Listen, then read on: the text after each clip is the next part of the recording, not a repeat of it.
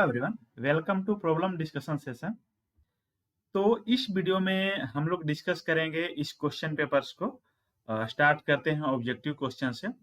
Objective question में आपको क्या करना होता है, आप सिंपली आंसर लिखते हैं तो भी आपको फुल मार्क्स मिलता है, एक्सप्लेनेशन की जरूरत नहीं होती है। जहां एक्सप्लेनेशन लिखा होता है वहां आप एक्सप्लेन कर सकते हैं, अदरवाइज आप डायरेक्टली आंसर भी लिख सकते हैं। तो हम अभी डिस्कस करेंगे फर्स्ट क्वेश्चन को। फर्स्ट क्वेश्चन में आपको पहला क्वेश्चन पे आप देखिए, इसमें आपको लिमिट पूछा गया है। तो आप इसको लिमिट अप्लाई करेंगे x टेंस टू जीरो, तो x का वैल्यू जीरो रखेंगे तो ये हो जाएगा जीरो माइनस साइन जीरो, और बाई एक्स स्क्वायर है तो x के जगह हमने जीरो रखा तो जीरो स्क्वायर, तो ये हो गया आपका जीरो बाई जीरो फॉर्म। तो जीरो बाई जीरो फॉर्म होता है, तो इसके लिए हम लोग एल हॉस्पिटल रूल या एल हॉस्पिटल रूल आप जिसको कहते हैं वो अप्लाई करते हैं। वो क्या कहता है कि ऊपर का ऊपर डिफ्रेंशिएशन एंड नीचे का नीचे डिफ्रेंशिएशन। ओके, तो हम क्या करेंगे, अब इसका डिफ्रेंशिएशन करेंगे। तो ऊपर का डिफ्रेंशिएशन हो जाएगा, एक्स का हो जाएगा वन, साइन एक्स का होगा माइनस कॉस एक्स हो गया, और अपन में नीचे करेंगे तो ये आपका हो जाएगा टू एक्स, राइट। अब फिर से यहाँ पे x टेंस टू जीरो करिए, तो x टेंस टू जीरो करिएगा तो ये हो जाएगा वन माइनस कॉस जीरो अपन में टू टाइम्स जीरो। तो आप देखेंगे कॉस जीरो का वैल्यू होता है वन, तो वन माइनस वन हो गया जीरो और अपन में जीरो, तो ये हो गया again zero by zero form. तो हम क्या करेंगे, again L hospital rule apply करेंगे इस चीज पे, ठीक है। तो हम तब तक अप्लाई करते रहेंगे जब तक ये इनडिटर्मिनेट फॉर्म से फ्री ना हो जाए। तो अगेन इसका आप अप्लाई करेंगे तो क्या होगा, वन का डेरिवेटिव हो जाएगा जीरो, cos x का हो जाएगा माइनस साइन एक्स, और बटा में हो जाएगा टू। अब फिर से आप x equal to zero apply करिए, तो ये हो जाएगा zero minus minus plus zero by two, और ये हो गया आपका जीरो आंसर। सो इस क्वेश्चन का करेक्ट आंसर आपका होगा जीरो। ओके, अब हम लोग क्वेश्चन नंबर बी पे आते हैं, ठीक है। इस क्वेश्चन में क्या कह रहा है, for an identity matrix, for an identity matrix of order three, मतलब थ्री क्रॉस थ्री का आपको आइडेंटिटी मैट्रिक्स लेना है। तो थ्री क्रॉस थ्री का आइडेंटिटी मैट्रिक्स कुछ इस टाइप से होगा। ओके, इसका पूछ रहा है ट्रेस क्या होगा और डिटर्मिनेंट क्या होगा। तो ट्रेस क्या होता है, सम ऑफ डायगोनल एलिमेंट्स। तो डायगोनल पे क्या है, वन वन वन, तो ट्रेस हो जाएगा आपका one plus one that is three. तो ट्रेस हो गया आपका थ्री। और डिटर्मिनेंट पूछ रहा है, तो डिटर्मिनेंट किसी भी आइडेंटिटी मैट्रिक्स किसी भी ऑर्डर का हो, दो ऑर्डर, चार ऑर्डर, 10 ऑर्डर, 100 ऑर्डर, उसका डिटर्मिनेंट ऑलवेज वन होता है। तो इसका डिटर्मिनेंट वन होगा एंड ट्रेस थ्री होगा। ओके, अब हम नेक्स्ट क्वेश्चन पे आते हैं। इसमें पूछ रहा है कि स्क्यू सिमेट्रिक मैट्रिक्स को आपको डिफाइन करना है। तो सिंपली किसी भी मैट्रिक्स ए को हम लोग स्क्यू सिमेट्रिक कहेंगे अगर इसका ट्रांसपोज करने पे ए माइनस टाइम्स ए के इक्वल हो, ठीक है। अगर कोई मैट्रिक्स इस प्रॉपर्टीज को सेटिस्फाई करता है तो उसको हम लोग स्क्यू सिमेट्रिक मैट्रिक्स कहते हैं। तो आपको सिंपली इतना ही एक्सप्लेन करना है। ओके,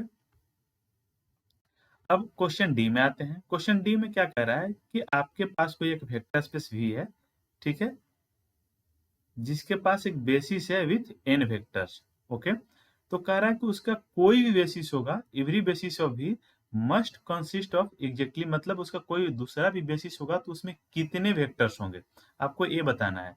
तो अगर कोई भी इसका होगा, रिजल्ट है आपको शायद याद होगा कि वी कोई वेक्टर स्पेस है जिसके बेसिस में एन एलिमेंट्स है, तो उसका कोई भी बेसिस होगा उसमें भी एन ही एलिमेंट होंगे। तो इस तरह से आपका ऑप्शन फोर्थ हो जाएगा, ठीक है। नेक्स्ट आपका ई नंबर है। ई में क्या पूछ रहा है कि गामा हाफ का वैल्यू क्या होगा, ठीक है। तो ये वेल नोन है कि गामा हाफ का वैल्यू अंडर रूट पाई होता है, ठीक है। आप फैक्टोरियल वाला रिजल्ट अप्लाई मत करना कि n प्लस वन का समथिंग n फैक्टोरियल होता है। क्यों, क्योंकि ये तब लागू होता है जब n आपका इंटीजर हो। अगर आपका n इंटीजर नहीं है तो आप n फैक्टोरियल इसका नहीं कर सकते। तो यहाँ पे आप देखिए गामा हाफ है, हाफ इंटीजर नहीं है, हाफ इंटीजर नहीं है, तो ए वाला रिजल्ट आपका लागू नहीं होगा, ठीक है। तो इसका एवेल वन है, बहुत पॉपुलर है, आप इसको याद कर सकते हैं कि गामा हाफ का वैल्यू रूट पाई होता है। बाकी आप प्रूफ करना चाहें तो जो इंटीग्रेशन वाला फॉर्मूला है उसमें उसके थ्रू आप इसको प्रूफ कर सकते हैं। नेक्स्ट है आपका, पूछा जा रहा है कि इसमें से कौन सा वेक्टर स्पेस नहीं होगा, नहीं पूछा हुआ। तो एक रिजल्ट है कि कोई भी सेट ए है अपने सुपर फील्ड पे, सुपर फील्ड पे मतलब जैसे एक तरह से समझिए कि सुपर सेट, अगर एक सेट है और इसका सुपर सेट कोई वाई है, तो ये कह रहा है कि ये अगर फील्ड है तो एक कोई भी सेट हो, ये इस वाई के ऊपर वेक्टर स्पेस नहीं बनाता है, ठीक है। तो आर ओवर आर ये सारे पॉपुलर रिजल्ट्स हैं। आर ओवर आर मीन्स यहाँ फील्ड आर है आपका, तो R over R vector space बनाता है, सी ओवर आर भी बनाता है, बट आर ओवर सी नहीं बनाता है। ये बहुत ही इंपॉर्टेंट रिजल्ट है, आप इसको याद रखिएगा। ठीक है, ये आपके गेट में भी जो क्वेश्चन इस टाइप का पूछेगा उस पर भी डायरेक्टली लागू होता है। ठीक है, क्यों नहीं बनाता है ये क्लियरली है, क्योंकि इसमें क्लोजर प्रॉपर्टी होल्ड नहीं करती है।